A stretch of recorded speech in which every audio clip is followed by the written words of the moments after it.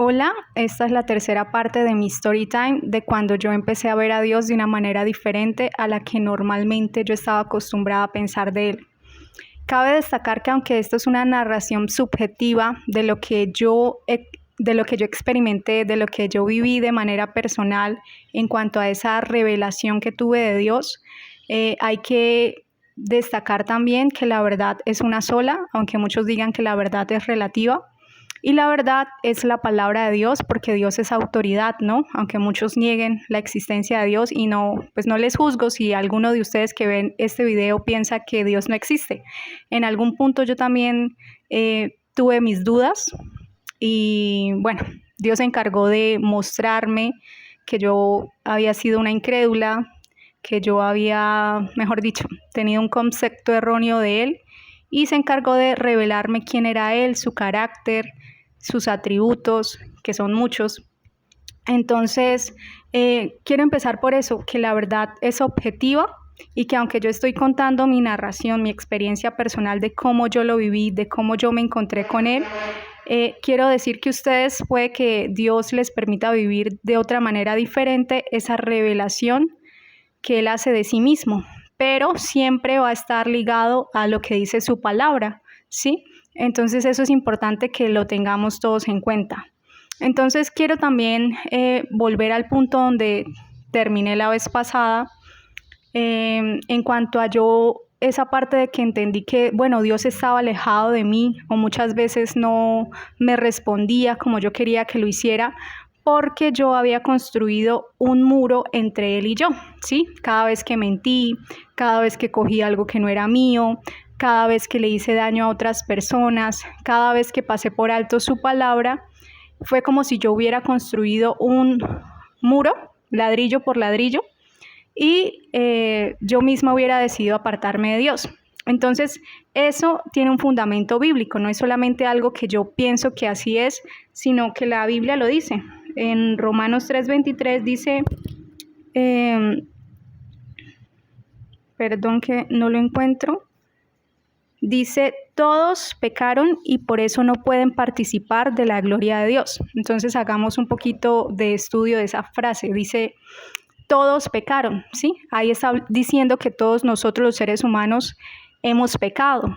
Tal vez todos no de la misma manera, pero en algún momento de pronto usted que me ve ha dicho una mentira y de pronto piensa, ay no, pero es que eso no es tan grave porque yo no he matado a nadie. Pero ante los ojos de Dios el pecado es pecado, ¿sí? El mismo Dios que dijo no mates, también dijo no robes, por ejemplo, ¿sí? Entonces, muchas veces, aunque nosotros vienen argumentos de minimizar el pecado es pecado delante de los ojos de Dios y Él no se contradice a lo que ya dijo, ¿sí? Entonces, por nosotros haber pecado los seres humanos, no podemos gozar de ver y de experimentar la presencia de Dios como lo pudieron hacer Adán y Eva cuando ellos no habían pecado. Ellos sí pudieron disfrutar de ver a Dios cara a cara, de tener una relación más cercana con su Creador. Entonces, eso es importante, ¿no? Ahora también quiero retomar un poquito en cómo fue que yo pude tener un encuentro personal con Dios, con Jesucristo, más específicamente, y por qué empecé a anhelar, digamos que una relación más cercana con Dios. Y fue que cuando yo empecé a asistir a estas reuniones, que si ya habrán visto los otros videos, yo empecé a asistir como que cada vez yo tenía más hambre y más sed por conocer a ese Dios que un día yo había visto tan distante, tan lejano de mí, pero de un momento a otro empecé a verlo como más cercano, ¿sí? Entonces esta muchacha que me empezó a compartir la palabra de Dios, ella empezó también a contarme su experiencia personal con Dios. Y también había un punto en la vida de ella donde ella decía, es que yo necesitaba a Dios, ¿sí? Y ella un día contó que Dios había venido a su cuarto y le había dado un abrazo, ese abrazo que ella fue tan real para ella y que ella tanto necesitaba, y que a partir de ese momento su vida fue distinta, que yo empecé a anhelar y yo empecé a decir, yo también quiero eso, yo también quiero que mi vida cambie, porque yo sentía que necesitaba eso, que mi vida cambiara. Porque si bien yo tenía alimento, tenía ropa, tenía muchas cosas que tristemente algunos hoy no tienen, ¿sí? yo no disfrutaba de esas cosas porque a mí me hacía falta amor. Era más que todo como ese vacío que yo tenía, porque mi relación con mi papá no era tan cercana. Mi mamá también estaba ocupada con su trabajo. Bueno, mi hermano y mi hermana con sus asuntos, y yo soy hija, pues la menor, ¿sí? Y prácticamente me sentía sola cuando estaba en mi casa. De pronto en el colegio, cuando salía con mis amigos, ese vacío como que yo no lo sentía tanto, pero tan pronto yo llegaba a mi habitación me sentía muy sola, sin una identidad, porque muchas veces para pertenecer a un grupo de amigos yo tenía que vestir cierta marca de ropa o de cierta manera, o tenía que hablar de cierta forma, que llegó un punto en donde yo ya no me sentía cómoda como teniendo que encajar a la medida de ellos, ¿sí? Y me sentía como incomprendida, como que yo decía, pero ¿qué pasa? ¿Será que vengo de otro planeta? Porque siento que no, que mis amigos, esos que yo consideraba mis amigos, como que yo no encajo con ellos, como que no hay alguien que me comprenda. Así me sentía yo, incomprendida. Y bueno, entonces yo también decía, yo necesito un cambio, yo necesito eso que esta muchacha me está diciendo que ella vivió. Y yo la escuchaba hablar a ella y ella hablaba con una alegría que hasta el momento pues para mí era como atípica.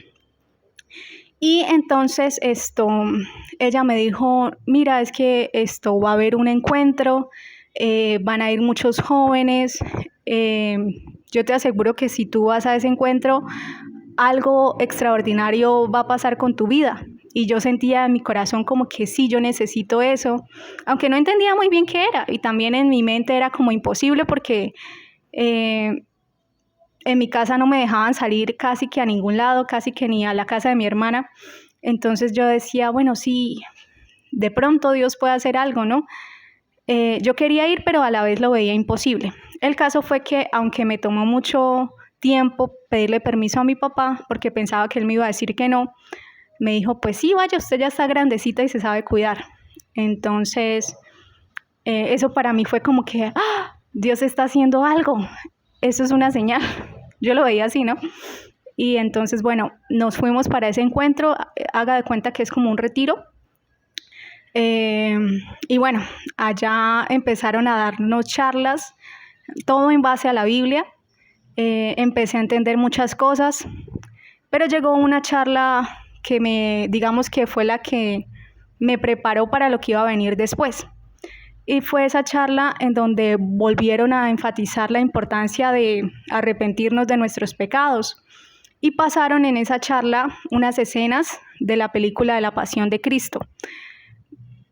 Me la pasé casi que toda la charla llorando porque sentía convicción de pecados. Es decir, antes de pronto para mí era algo mínimo decir una mentira, porque yo decía, es una mentira piadosa, ¿sí?